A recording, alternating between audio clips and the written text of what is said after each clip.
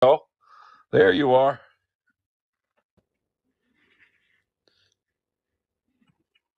I'm here. Yes, hello, welcome. Uh, Hi. you should be able to turn your camera on. I will invite you to turn your camera on. Think I got it. I'm in my car. Oh, you're in your car. Yeah, Oh, I got stuck in traffic. well, we can do this. We can do this on the go. It's Yeah, not a problem. I If just you pulled don't, over. oh, I'm sorry about that, but yeah, No, it's okay. I'm sorry. That's probably the smart way to go, though. Yeah. All right. So, folks, we'll let Brandi get her camera figured out here a minute. This is Brandi Schoenberg, and she's an author. This is Creator Talk. I'm Brian Thomas Schmidt. I'm the author of Shortcut and the John Simon thrillers and How to Write a Novel and a bunch of stuff. And every week, Monday, Wednesday, Friday, at this time, I host guests who are authors or artists or musicians to talk about their work. And I post those on YouTube under Creator Talk Live. You can go to my link at the top of my profile here, and the third tab will take you right there to the YouTube channel. So please follow our fellow creator here, the B. Schoenberg author, and me, and give us our likes and so on, and we'll get busy talking here. So welcome to the show, Brandi. How are you? I'm good. How are you? Good. Did you have a good week last week? Were you at the show last week in Vegas? I loved it so much I came down with the con crud. Why I sound Yeah. the way I do. So did I. So did I. So I'm glad. I'm glad you'll be sympathetic to me because I'm sitting here all Oh, sniffling and feeling all embarrassed. oh Yeah. no, I've been trying to wade through teaching middle school like this. Ugh. Oh, yeah. Well, I definitely. The person I was hanging out with, Jonathan Bayberry, definitely came down with COVID and RSV, so he's really messed up. But The my uh, buddy, my buddy that I hung out with there came down with COVID as well. yeah. So hopefully we're not getting the worst of it. But anyway. Yeah. Yeah. So anyway, okay, tell us about you. You write books. What genre do you write? I don't remember off the top of my head. I think the question is what genre do I not write? Oh, I good. primarily write fantasy and science fiction. I've been told science fiction is my first language, but I'm fluent in fantasy. I love writing science fiction. I'm a science teacher. I like writing the tech. I like dreaming that stuff up. But fantasy is really the one book that I actually have out. The full book it's fantasy. It's called The Gate. Got I also write on Kindle Vella. And that's where you see my ADHD go crazy. I have the sci-fi I'm working on. I have YA fantasy retelling fairy tale mashup. I have a supernatural romance, which is new for me, but really a lot of fun. And I'm working on a YA supernatural as well. See, you're So I just don't like know what I want to be this is yet. awesome. She can't decide what genre either, like me. You're ADHD like me, and you got the con crud like me, and you do all kinds of mixing stuff, and I love that. I do that too. Yeah. That's awesome. Yep. So I actually had a huge revelation on the second book I'm writing that I'm gonna workshop it on Bella. It makes me a faster, better writer when I have that accountability. So that's something I'm gonna probably launch in December. Well, that could be cool. Were you able to Yeah. get will the camera come on? Is it not working? I'm looking at myself. Let's see. There you Oh, are. there we go. Now you're in for us. Hello. Hello. And she's driving safely. She's using a seatbelt. That's good. Anyway, she's And I've pulling over parked. talking to Yeah. us. Good. Okay. Well, cool. So you're a middle school teacher, you say, huh? I am. Eighth Teaching grade science. teaching eighth grade science. Wow. Wow. That's you got the that's a tough year with the students. I think eighth grade. Yeah, it is. It's not as bad as sixth grade. I think seventh grade's actually the worst. I can believe that. I can believe that. But eighth grade, they're still developing their smart ass. We're about to go to high school gene. So Yeah, yeah, and then right about April, they figure out, oh crap, we're going to high school and we're going to be freshmen, and then they get an ounce of humility. oh shit, we're gonna get our butt kicked. Uh-oh. Yep. Yep. So that's a fun time for us. Yeah. So what what you decided? What got you into? Let's talk about science first, because science. Okay. I love science. I just wrote my first hard sci-fi, hard math uh, novel, and I loved it. What is it that drew you to teaching in science? Is that your fallback? I want to be a writer, or was that something you started out with? How'd you get there? Okay, so let me back it even further. Um, I was a professional musician for 25 years. In a band, played bass guitar and sang lead vocals.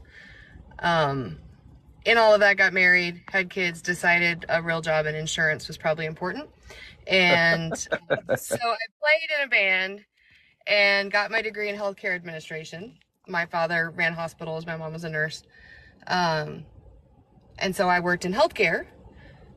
And of course, working in healthcare, I was always really good in science. I always loved science. So I was working in it and around it, around some of the innovations in radiology and diagnostic sleep. Yeah. And then my oldest son was diagnosed when he was 7 with Tourette syndrome. And by the time he was in middle school, I was like, this is ridiculous. I can do this. So I quit my job and alternatively certified to be a teacher. And started out in special education, but I landed in science within 1 year, and I never left. I got my master's in education, and now that education's becoming a dumpster fire, I'm going to write harder and faster, and hopefully we'll be writing full-time by the end of the summer. Yeah, I hear you. I hear you. Well, it's a tough time for education, but yeah, it's interesting because my dad's a doctor, my mom's a nurse. So, Mm-hmm. and I was a musician for many years professionally. Okay, So we have a lot in common. It's interesting we the do. parallels I'm seeing here. Yeah, yeah, yeah. Yeah. So when you let's see. So you did all you grew up and you kind of had your fun with your band. You did all that kind of stuff. Did you guys record anything and put it out on the airwaves or anything? Or There's 3 songs that are on SoundCloud. yeah. That we recorded those years ago. I was in the band with my late husband. He passed away a little less than 2 years ago, and Oh, up until 2 months before that, we were still actively gigging, at least like on the weekend and stuff. So, but those songs are on SoundCloud under Subsonic Crush, and I think that we were ahead of our time with our originals. We did get agent interest and we did get some test play with Columbia Records, but we never like did anything else past that. That was in the 90s. I So got you. when Well, I'm sorry about your loss, by the way, but Oh, thank you. Thank yeah, you.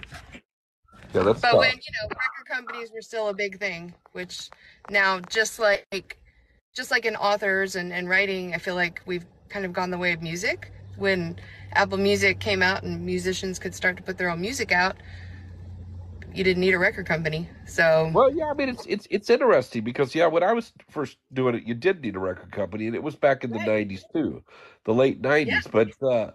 But yeah, everything's changed in 20 years, and it's a whole different ball game. And you're right, it's for authors too.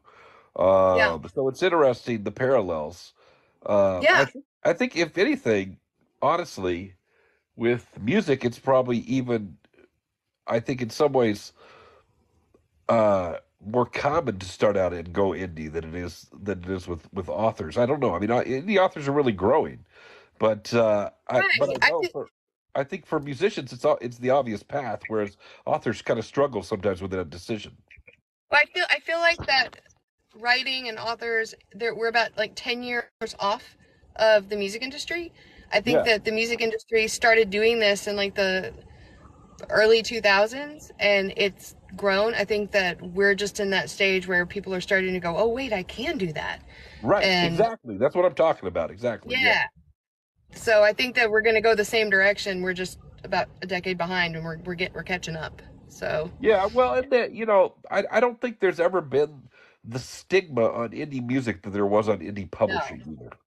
No, you For were a cool while. if you were an indie musician. So, Yeah, back in the day when people first started putting out indie books, people would throw crap out there and wouldn't worry about quality, and so it gave it the whole thing kind of a bad name or left taste in the mouth, and it's still a stigma that sticks with some people, unfortunately. Although I think for the most part that's starting to go away.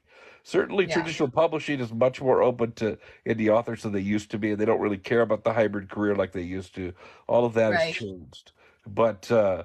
But there's still some readers that are just like, yeah, I want that gatekeeper approval kind of thing. So we're Yeah. still working on it. I mean, it's way better than it was. I mean, if it wasn't, we Yeah. wouldn't have just had a week in Vegas with thousands of people just like us.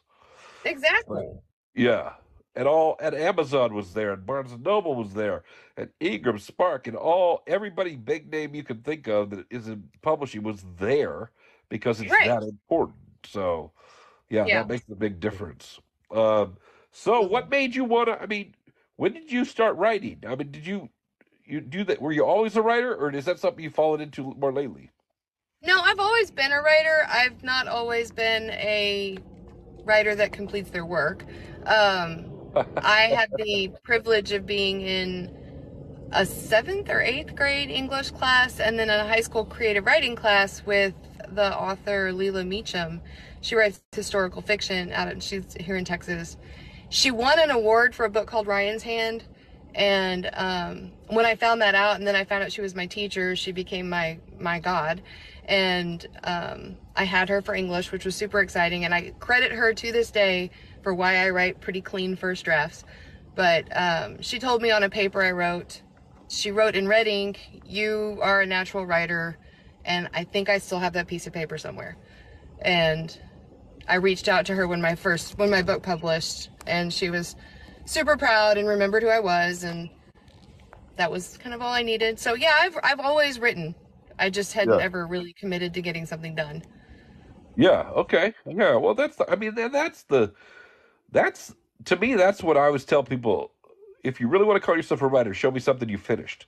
Because Yeah, until you go, it's really hard to finish. It's really it easy to is. dream up ideas, but to actually write it, commit it to paper, and finish it, even if it Right. sucks, even if you think it Right. sucks, that's the accomplishment right there. That you've actually Right. written and completed a story. Because then you can fix it in the rewrite. Then you could, it's like building. I always tell people it's like building a house. I don't. You probably don't know that. I'm a freelance editor. I do a lot of editing for people. So this is why. Okay. And I've been published both traditionally and indie and small press. So when I work with clients, I'm always telling them, look, you can't build a house till you put up the frame, and the first Right. draft is like the frame. You come in on the Right. second draft. That's when you put up the wallpaper, you choose the carpet, you do all the painting, all that stuff. But if you don't have that frame, you got nothing to work with. Right. So, that's great. So you finished the first thing you finished, was that the book you have out, or was that something Yeah. else? That's the No, it book was you the have first out. thing I finished. I And put it's it called out The Gate, right? You said it's called The Gate? the gate. Yeah. Yeah. And it was the first thing I finished. It was really funny. It got picked up.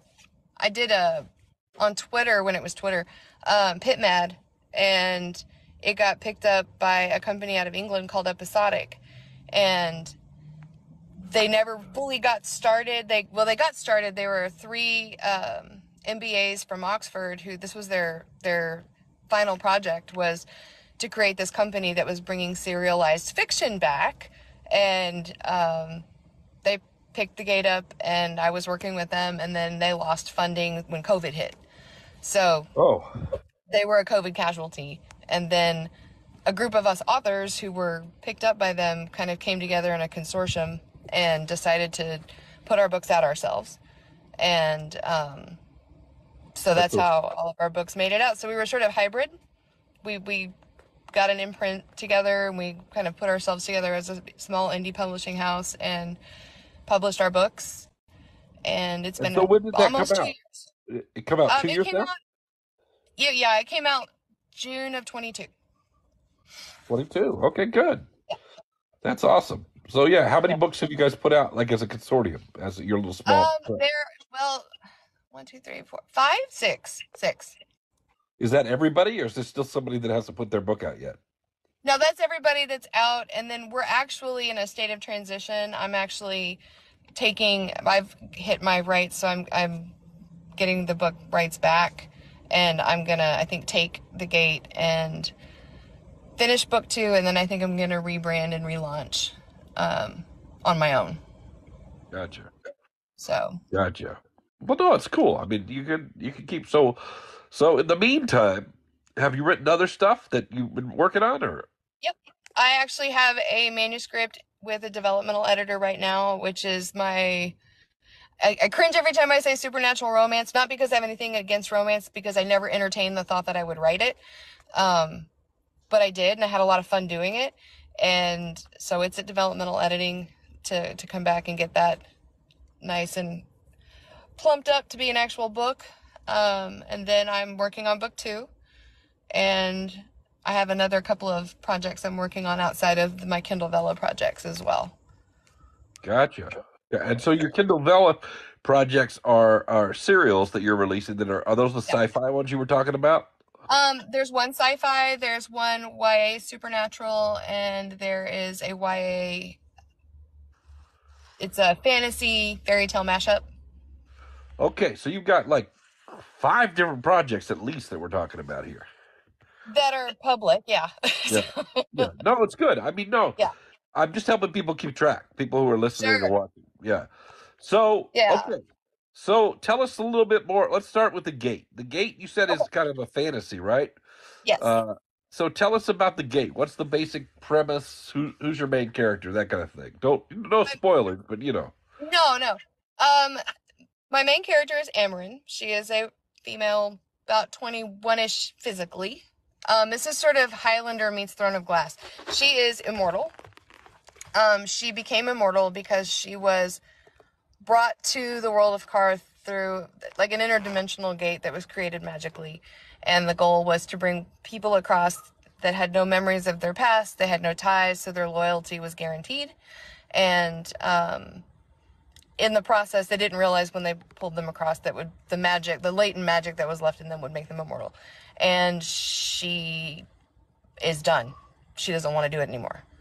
She Sure. realizes that that's not her home. She realizes that she's only there to serve them, and she's trying to find a way out. Fortunately, she can't. And the mage that created her and has the portal has been abducted, and it's her. She has to go find him in order to possibly reverse this thing that she's been sucked into. So it's all about her forming some relationship she didn't think she was going to form, finding some purpose she didn't think she had, and attempt this rescue mission all at the same time. So it's kind of a portal fantasy adventure with a kind of coming of age element. Yeah, more less of coming of age. This was the hardest thing because physically she's 20 something, but she's been doing this for 20 years, so she's more like a 40-year-old in a 20 something year old's body. So I couldn't quite fit it into YA. I couldn't quite I fit got it you. into adult. It kind of straddled. I was like, well, physically she could be in the YA book, but I think mentally, no, not so much. But is she? So But she's kind of coming into herself she rather than coming. is, but she is in a really mature way, Yeah. more Okay. of a making like the world right with herself and like less than discovering things, more like deciding it's okay to be. Fair enough. Okay. I just trying to help people, kind of Yeah, get where you're going. it's a Cool. hard one to describe. It really is up there in the really hard to elevator pitch, like real hard. So, and this But is part one of two, or is there three three, in this series? three. Three. Okay. Hmm. Okay. Yeah. And is it a door stopper? How thick is this book we're talking about? It's not, no, it's a quick read. It's probably, if you're a voracious reader, it's probably a 2-day read. It's 85,000 words, so it's not huge. Okay, good. Uh, That's a good it's thing for. paced, yeah, it's Yeah, I paced mean pretty quick. some people like to start with a shorter one, so that's good. Yeah. Hmm. I Okay, can't cool. say that the second book's going to be that short. I don't think I'm going to do that, but I think it's going to be longer. But Well, that was my experience too. My first one was about 90,000, and the next two got over 100,000 each. So hmm, yeah, I'm definitely on pace to hit probably about 100 at least. you get more verbose, and you also develop other elements of the story, and it just gets bigger. The world building just gets deeper, Yeah, and that's what yeah, I've exactly. managed to do. Yeah. Yeah. Plus, you're telling the whole new story, and you have to go back and retell what you already done, so people can follow along if they pick up book two. So Right. yeah, I get you. So what was the next project that you put out? That you put that one out in June 2022.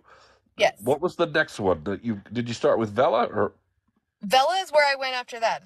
The Gate is the only actual novel I have out that you can like buy and no? It's hold. fine. I just want to. I know you've got several things out that people can Yeah. read, so I wanted to kind of go in order. That's what I'm doing. What I So, have then is on Kindle Vella. I have a book called Let It Rain, and it is a supernatural romance. It's the one that I have taken and sent off to developmental editing to make it a bigger story than it is on Vella, but it is a complete season on Vella. I also have a complete season. Totally forgot. I have a YA or post-apocalyptic, not a post-apocalyptic, apocalyptic set in Texas, and I have a complete season of that out there as well called Hide. what does that mean? See, for those of us who are not Vela people, a season, does that mean you have basically a complete novel, or just what is it? It can it can mean you have a complete novel. It can also mean that you have a complete section of a much larger book. It's really up to the writer on how they want to craft their stories. Okay. Let It Rain is going to be a series, but the end of Let It Rain season is definitely the end of what would be a book. Okay, It's a so good stopping point.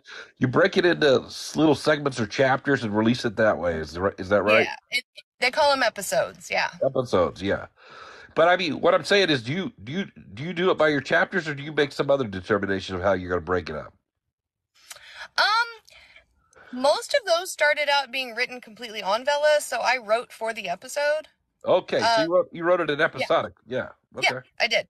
Um, all of those are that way. I'm actually playing around. The Gate originally, years and years and years and years ago, like it took me forever to write this book. I wrote The Gate originally on Wattpad when ah, Wattpad was like a thing, like a big thing. yeah. And I found a bunch of good writing buddies. Like we would critique and read each other's work. And I got a really good first round alpha read, honestly, out of Wattpad. So I'm used to writing episodically, and the Gate kind of lent itself to do that. And so jumping into Vela was sort of second nature. Now, is it a true serial? What I mean is, the tradition of a serial is that you end on a cliffhanger every time. Yeah, So yeah, it ends, everything ends on a cliffhanger and carries you over to the next one. Okay, cool, cool, yep, yeah. cool. Now, So what? once I got the Gate off and I started turning it into a novel, that sort of shifted a little bit. But Yeah, well, initially, yeah. that's how it was written. So the one that's the apocalyptic is called what? Hide. Hide. Okay. And then what are your other Vela ones? You have like two or three more, right? Yeah. The sci-fi that I'm workshopping on there is called Fall Below, Fall below. and then I have Mythic, which is my YA story, like retelling of a couple of fairy tales mashed up together, Snow White and Sleeping Beauty. Um, I'm running through my list, and then Lesser Evils is my supernatural YA Okay. Okay. that I've Gotcha. got. Yeah. So So if you guys have Kindle Unlimited, you can probably go to Kindle Vella and check all those out and read the little episodes and check all those out. yeah. Upload them and review them and comment and do all that stuff.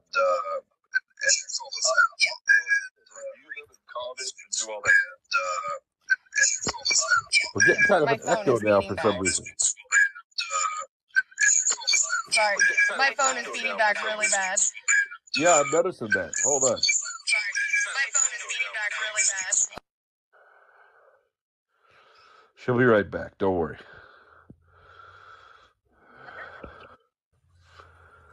We There there? we go. Yep, I'm Okay. here. Someone tried to call, and I think it tried to click over to something. Sorry. Oh no, no problem. No problem. I told people you'd be right back. So, so you got those, uh so you're basically you're working on those as you go, and two or three Yeah. of them you said are complete, and the rest of them you're Yeah. still writing episodes for. And how often Yep. does an episode come out? I try to update them. I try to update episodes at least once a week or every 2 weeks, depending on what it's like at school. Yeah. I really have to work around that schedule, but ultimately the goal is to write more than that, but managing the full-time job makes it a little difficult. So, when Yeah, I but have just when I have a if lot of readers writing look for time, you at I'll write Vella, they're ahead. going to expect something new every 2 weeks, basically. Yeah. Yeah. Okay. Okay. In addition to catching up on what you already have there, that's good. Yeah. So, when the season has ended, do you write another season for any of those, or is that kind of it? Yes. You're going to write It another depends. season? Well, again, it depends on the author. If that season is over and your story is told, then you're done. But I've actually started season 2 of Hyde. I have not started season 2 of Let It Rain, only because I'm waiting to see what we do with the novel and see how that ending may change a little bit. And so I don't want to start the second season completely on the wrong foot. So I'm going to wait to start that one. Right. And those have to be exclusive to develop for a period before you can put them out as a novel, right? Just 30 days. That's Oh, it. just 30 days? That's it. Okay. Okay, cool. So, what is your writing process? Tell us a little bit about that. What software do you use? I mean, how do you have a word count every that you set? How do you do it? I mean, obviously you got a full-time job, you got Yeah. kids, and your kids are special needs, so you got to deal with that. It's finding a balance. How do you fit writing into all that?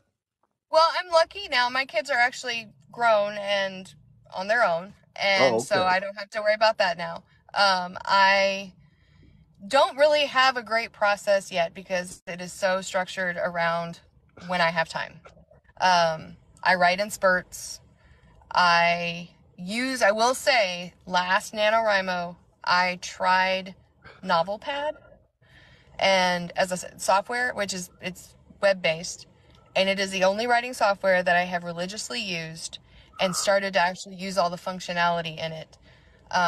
Everything else looked like the bridge of the Enterprise, and I got overwhelmed. And I'm like, there's too many bells and whistles, and there's too much to do, and I get too caught up in building this character and this and that, and I just get lost.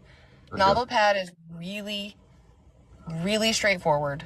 You can list your plots, you can list your chapters and scenes, you can tie those to plots, it plots it out for you, and that's like pretty much all I use in it. I use where I write the manuscript section and then the plotting and outlining. And I am a pantser to end all pantsers. Outlining what? I have a really hard time doing that. But I'm getting better because I'm using that tool where you Yeah. can outline your chapters and scenes, and so that's my sort of cheap way of outlining, but it's a process that's getting better every time I sit down to do it. Well, I started out strictly a pantser, but now I tend to Mhm. outline a few, at least the chapter that I'm writing. Yeah, Here's yeah, the scenes I need. The order of the scenes may change if I feel like they need to shift, but I know yep, what the scenes are going to be. And then I might have, oh, I'm going to need this scene, so I'll make a note. This scene, which I think will be in the next chapter, it might be. And I use Scrivener so I can move everything around. So it's nice for me to be able to do that. But yeah, I get you.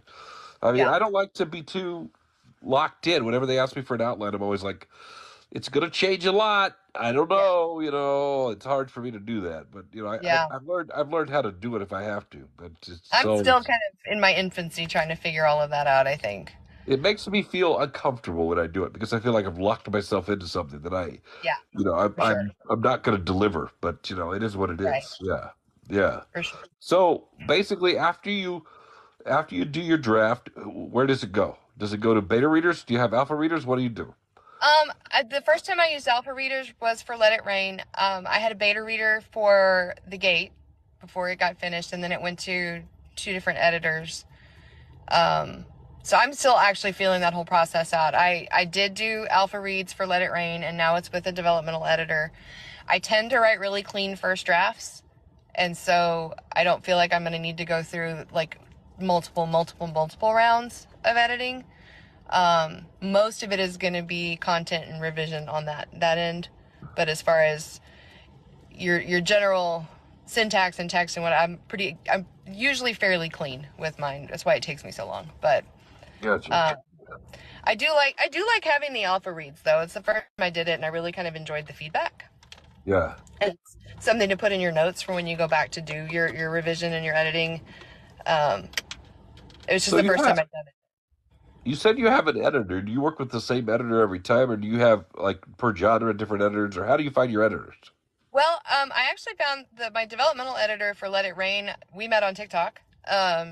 And it's funny because she actually made a suggestion. I had put a cry out to, I need a name for a creature, blah, blah, blah. And she's the one that came up with the name. And then turns out she's the one that's going to edit. I'm going to be using the same editor that I used for The Gate, when I get the second book done, because I feel like she really tuned in on the story and understood where everything was going and where it came from. And so I Sure. think she asked a lot of great questions about Well, my and main character. continuity is important with a series too. You really Yeah, want somebody who knows. Otherwise, Yeah, they got to relearn the whatever other book you got first. Yeah, exactly, yeah, exactly. yeah. So yeah, that's really my experience so far. I have the one I will reuse for the sequel, and then I have one that I'm using for this supernatural romance, which I will probably stick with. We're very like-minded, so So with I think Vela, do you write it off screen and then upload it to Vela, or do you write it in Vela for some reason? you can write it in Vela. I Yeah. don't. I write it on NovelPad. And Okay. basically for Vela, it's just me and Grammarly. I go through and I do my thing and I run through for some basic stuff and Yeah. off it goes. It's not 100% clean, it's not 100% pretty, but So what's the get step the story. after you get an editor? You do however many passes and drafts that you think it needs, or the editor thinks it needs, and then where do you go? What's your process for you said you self publish, so or small press published. Do you have a formatter that you work with? Do you have designers, or do you do it all yourself? Well, when The Gate was published through Lights Out Inc., one of our authors is also a graphic designer, and she designed my cover. And our one of our other writers who kind of headed the whole thing up, she's the one who did the formatting and sent it off to Ingram Spark. So once I finished, we were all clean on the edits. We approved the cover. She pretty much set it up. They both had a graphic design background, journalism background, and Sure. so it was all in house, all on the buddy system, basically. Yeah, I got you. Okay. Okay. Yeah. So But you're not doing it all yourself, so I mean, that's a no, learning curve. I will be going forward in my world now. I will be Yeah, learning. I'm in the middle of figuring out book covers and formatting and all of that. That's my long, slow process between now and the end of the summer. yeah, So I got you. I got you. Well, no, good luck with that. I mean, it's a challenge, guys. This is the point of the show where we usually allow anybody listening to ask questions. If you have questions related to writing, the books, the guest, or me, just type in your questions. We're not doing politics. We're not doing other things. The trolling will be ignored or muted. We're just looking for people who want to do questions related to what our discussion is. So speaking of that, I mean, of writing, what made you want to be a writer in the first place? I just like telling stories. I have an imagination that doesn't shut up, and I also am a performer. So not only do I have an imagination, I really like to show people what I'm thinking. So Yeah. yeah, so it's kind of it's that mix. Now, do you write with music or without music? 100% always with music, and it's always like epic movie soundtracks. I thought I was going to go to college to do film scoring. That was my initial plan. I got Oh, accepted. I got accepted to go to Berkeley, and I chickened out and ended up as a voice major for a couple of years until I changed my degree. But yeah, I love the film score. James Newton Howard is my go-to. I listen to him all the time. no, it's true. I do film scores too because I can't do songs with lyrics or I start No, singing. no, Yeah, exactly. if I Yeah, have songs with lyrics on them, I'm just gonna get distracted and start singing, and I can't even continue what I'm right. doing. So it Yeah. has to be something that gives me the mood and makes me feel momentum, but I don't get caught up in lyrics. So yeah. Yeah, my Spotify playlist is moody music, angry music, battle music. So Oh, I have gotcha. Whatever mood you need for that moment, I got you. I I got you. collect them. Yeah. Yeah. Um, so uh, as the sales and distribution, you guys have done it the tradition like through Ingram and Hmm. ebook and all that kind of stuff. Yeah. Yeah. And it didn't go great, honestly, but I have to give myself some grace. We ended up had already started the process right before my husband passed away. So we rolled with the release. And, in that first year, the last thing I wanted to do was market or do anything like that, which is why I've decided there's no shame at all in stepping back and rebranding and relaunching because that was just a really rough time to try to launch a Yeah. book. So Yeah, yeah. Did I'm you have stuff at Rave? Were you at you were at the we were at a conference in Vegas last week called 20 Books, and there's a book sale the last day on Friday that I did. Were you part of that? I wasn't selling anything. I did go and visit there a handful of authors that I already knew. Yeah. I wanted to stop by and say hi to them. And I brought a few of my books that we traded. I gave them mine, they gave me theirs, kind of thing. Yeah. But yeah, I did. I just went to meet people. I got to play D&D with Luke Gygax on Tuesday, and so I got to go see him and pick up a book for my son. So that was fun. Yeah, I saw that you did that. I actually have a friend on here that I got Luke to sign a adventure for. He's a big into D&D, and he's the dungeon master for this whole big troop of people. So it's pretty cool. Speaking So of, we just launched my boyfriend and I, we launched he has a weekly stream for D&D called Dicey Decisions, and I floated the idea of why don't we have indie authors play their main characters in a D&D one shot? oh Like, so we did. We had our very first one this last Sunday, and it was a blast. We oh had four cool, authors playing their main characters in a one shot. We had so much fun. So interesting idea. yeah. Interesting. So would you do that where? Are you doing a live stream off of TikTok or somewhere, or where do you do it? Well, I streamed it on TikTok, but we were streaming on Dicey Decisions channel on Twitch. Oh, on Twitch. Okay, gotcha. Uh-huh. But I did Gotcha. a simultaneous stream on TikTok. Interesting. Now, Yeah. what was that like playing with Luke Gygax? Because I've thought about doing it, but it's not cheap, and I just feel so rusty. It's fantastic. He's incredibly gracious and incredible. I've just really got back into playing over the summer. My son has been playing for years and years and years and years. Well, actually, both my sons. And I've been sort of a D&D mom forever. Um, so I just jumped back in and started playing. I'm into campaigns right now, and I've guested on Seventh Mastery here, and then Dicey Decisions videos and stuff. So I was still the young new one in the crowd that didn't really know everything, and so he was wonderful about just being patient and letting me ask questions. And but most tables are like that, so Well, I that's don't think good. I mean, it's yeah.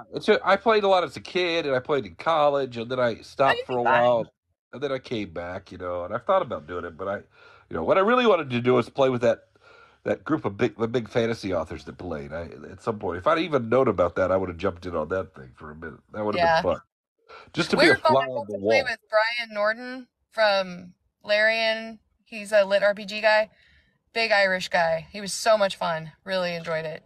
I bet he was, Really yeah. blast. But a bunch of my buddies, David Weber and Larry Correa, and a bunch of these guys, got together and did a big game with him. And Yeah, Craig Martell apparently was there too, and that would have been a fun. That yeah. would have been a lot of I fun. played with Craig's brother, Guy. Yeah, Guy's a nice guy. I like him. Yeah, Yeah. we played with him. So Well, that's it was a cool. lot of fun. Yeah. That's cool. Yeah. So if you don't know what D&D is, well, you should get with the program. But there was just a movie of it. They finally made a good movie of it for once. Yeah. No, it was good. Dungeons and Dragons is a role playing game. It's kind of the grandfather of the role playing game. It was invented in the late 70s, early 80s. I started playing it when I was in the 80s, I believe, and high Me too. school. And it was a new thing, and they came up all kinds of games have spun off from that. But it really started the whole role playing game. It was the devil, of course. Oh It was yeah. it was a sign of the devil if you played D&D. It was going to lead you into Yeah. hell. But it Yeah. went through that whole phase, just like rock and roll did.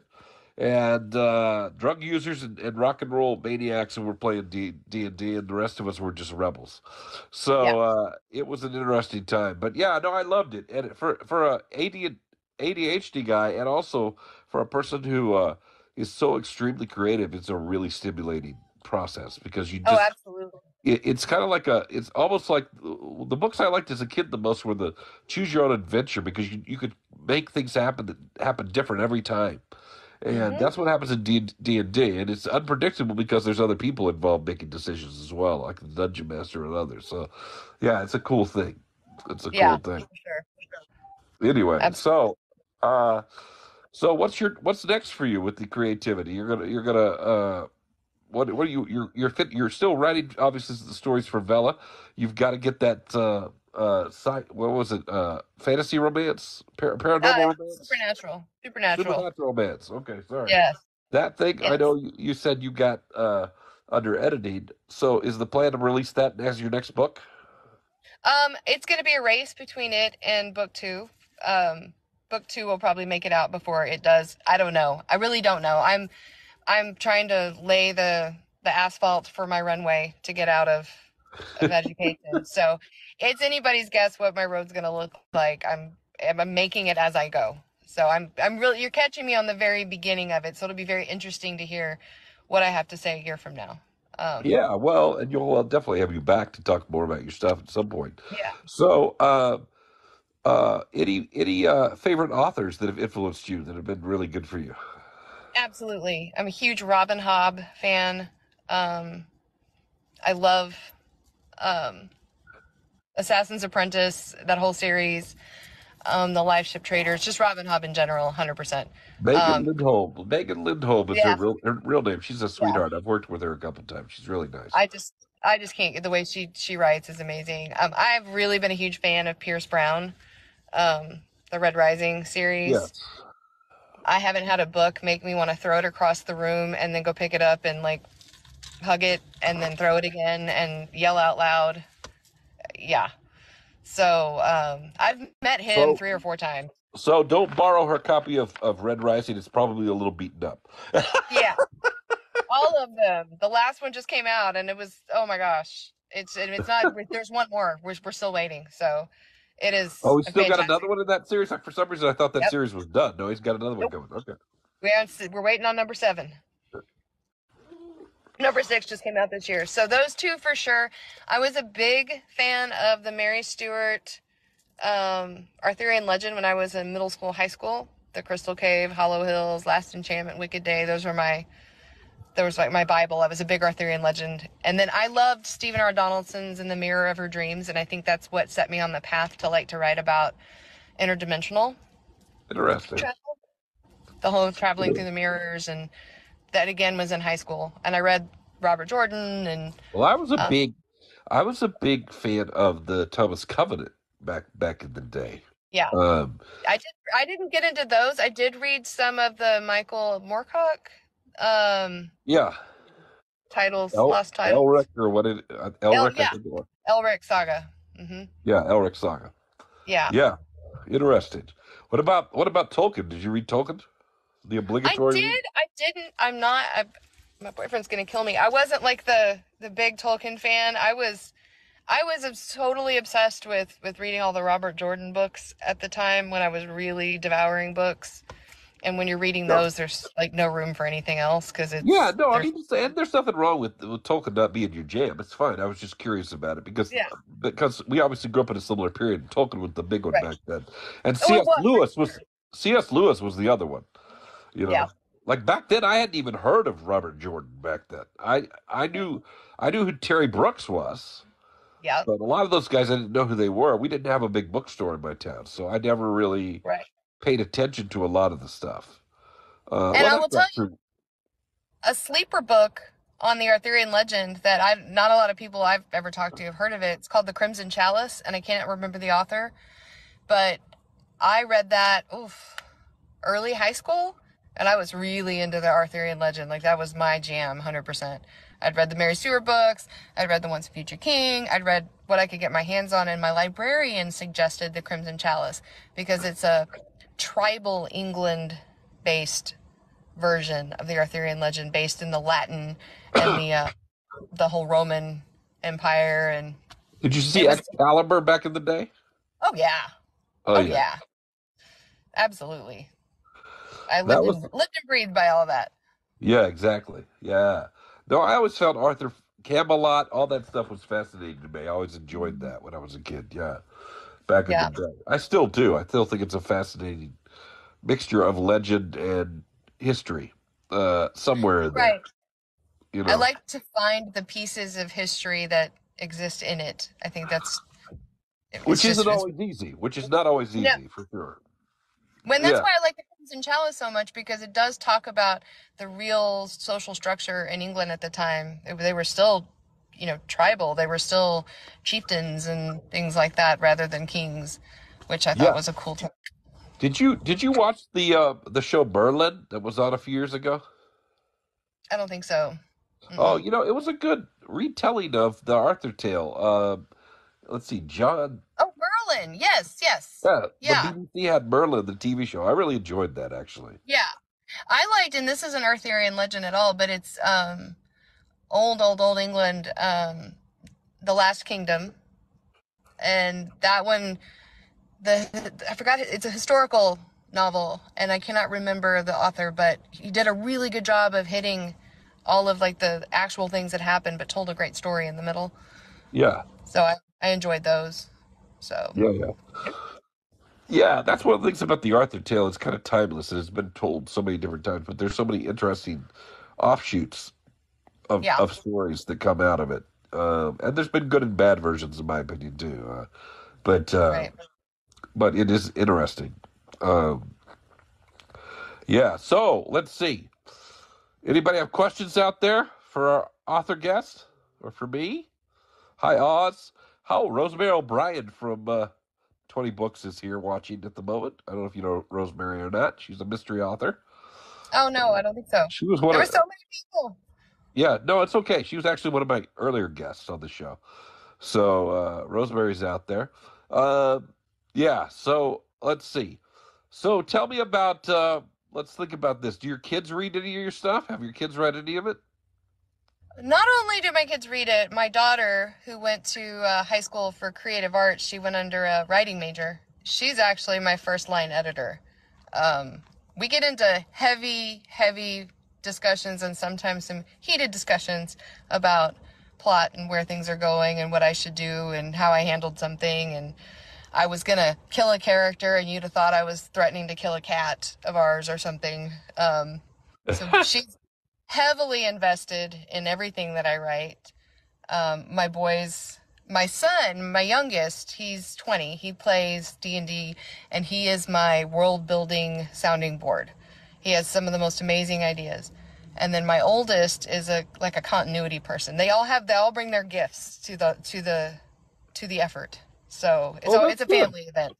Yeah, It's all in the for family. sure. No, that's actually a pretty cool thing because some people, their kid, it's kind of separate from their family life. So, Oh so no. I don't know that my kids have any interest in reading anything that I do, but that's fine. I mean, maybe eventually they will, but Yeah. it's kind of a foreign world for them. So, And even yeah, my parents are heavily invested. My mom is usually the first. She'll read something about 18 times because she finds all the comma mistakes and that's she my can't read it dad. My online though. dad loves to he likes to read them first, and then he likes to give me back. Here it is with all my pencil markings in it. I'm like, okay, thanks, Dad. That's really what I wanted you to do.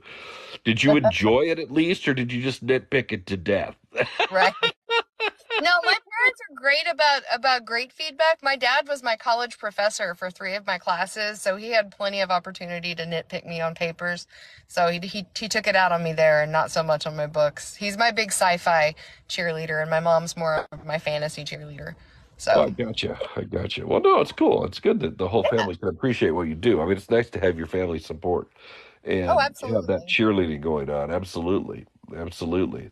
So, again, the name of the book that's out is called The Gate, but also she's Yes. got the 4 or 5 stories over on Vella that I you can think it's check out. 6. Is it 6? Okay. I think Kindle Unlimited. Kindle it's on Unlimited. Kindle Bella. Yeah. It Yeah. if you have is Kindle Vella a separate thing from Kindle Unlimited or Yes. Yeah, if you can access Kindle Vella if you have a Prime account, you can access it on the website. You can even okay. access it. It doesn't have to be on a Kindle or the Kindle app, though it's easier, but you can access it on the website as well. Okay, so you don't have to have Kindle Unlimited to access Kindle Vella. No, Nope. isn't it? Do you have to pay for Kindle Vella? I don't remember. The way it works is the first 3 episodes of anything are free, and then you buy each episode with tokens, and you buy token bundles, and they're really inexpensive. And like my typical episode will cost you anywhere from 9 to 13 tokens, and Amazon gives you 200 just to start reading. So Oh, okay, gotcha, gotcha. it's a great deal. I think it's a really good deal, and it's really these bite-sized episodes for people who can't sit down and commit to reading like I'm just going to get stuck in this book for hours. Instead, it's like I'm waiting for a train, or I am on my lunch break, or that kind of thing. Yeah, yeah, yeah. And you did want to tote your book around. So So your book, The Gate, is out on in paperback and ebook. Do you have any audio or hardcover as well, or just the? Audio is actually being recorded. It's on the schedule for recording. I'm supposed to have it at the end of January. And as soon as that's done and the other one is done, I'm going to submit that. And so that's why I wanted to relaunch and kind of put everything out all at once. I should have books 1 and 2 out with audio as well. So, Oh, very cool. Very yeah. cool. Are you doing those through yourself, or do you have an audiobook company doing them for you? I actually hired my narrator myself, and again, found her on TikTok. I was scrolling through, I looked up hashtag audiobook narrator, and I was scrolling through and just listening. And I wasn't even looking at my phone, and I heard Sarah's voice and was like, that's my character. And then I listened to her some more, and I'm like, that's my character. I heard the way she spoke and her vocal mannerisms, and I was like, that's Amarin right there. Very cool. Well, I just got my first novel done on audio, and I can tell you I've got the second one going on right now, but I can tell you it's a huge blessing because you get to see your novel through different eyes and hearing somebody Right. perform it. And Yeah. you know what? I was a better writer than I thought sometimes, and other times you go, oh shoot, I wish I'd fixed that. But Yeah, you know, exactly. it's actually a really interesting way to experience your own. For me, it's the only way I can get outside of myself and experience it. I can't sit down and read my own novel without getting distracted with all these nitty gritties and different things. But when I listen to it, I can do it. I can Yeah. do it. Yeah, So that it's makes a sense. really nice thing. Yeah, Yeah. is listening part of your editing process at all? It wasn't until I heard somebody mention you should have it read out loud to you because you catch things you never would have caught otherwise. And Yeah. so, yeah, absolutely. So who reads Absolutely. it? Who reads it for you? I will have like my daughter will read it, but then you can even have I think it's in Microsoft Word, you can have it read it to you. You can. So You can. I was just curious how you did it because it's always that's interesting how to know. I started having it read to me. There's an app on my phone I used. I was driving to DFW Con and I played it back through that whole drive and listened to it, um, which was before I had done all my final edits. So that was eye opening, but Yeah. definitely a good editing tool for sure. Oh, it is. I highly recommend it. It's Yeah. one of those things that really does allow you also to catch stuff and you get to hear your voice and whether your voice is working for you or whether you want to tweak things and a Right. lot of repetition. If there's stuff that you're repeating or you're like, you know what, I really need to explain that there because it feels far enough away that they're not going to get the reference. I catch Yeah. all that kind of stuff. All that kind Oh of yeah. stuff is very helpful. I've used the word eyes 18 times in the last 10 minutes. Yeah. Yeah. Or That's my word. Yeah. sometimes I'm like, okay, I'm using the pronoun when I should actually use the guy's name here, and I should use the Yeah. pronoun here. Those or the girl's name for that matter. That I can find all that kind of stuff too, so it's really helpful. Well, It is. Yeah. this is Brandi Schoenberg, B. Schoenberg author. Her book is called The Gate, although she has 6 projects on Vella you can read as episodes, and she's got more coming. I want to thank you for being our guest tonight on Creator Talk Live. I'm sorry you had to pull over and sit by the side of the road, but we appreciate you doing that. No problem at all. I'm sorry I was stuck in traffic. Where can people find you when they want to find you besides on TikTok? Do you have a website? I do. It's bschomburgauthor.com. And Okay. all of my social media handles are bschomburgauth Okay, on great. Twitter, X, and on Instagram, and on Facebook, and on TikTok. Great. Okay. So definitely follow her, like her here on TikTok. Check her out. And again, if you missed any part of this episode, you can go to the link at the top of my profile and click the link, the Beacons AI link, and the third tab down is for Creator Talk Live. The show will be posted up on YouTube in the next, probably over the weekend, because I'm sick this week. It'll take me a little Yeah. longer to put it together, but it'll be up there along with Friday's show. We'll be back on Friday with C.S.R. Isley, another fantasy writer who's from 20 Books.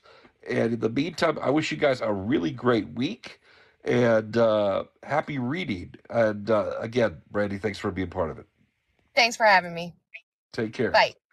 Bye.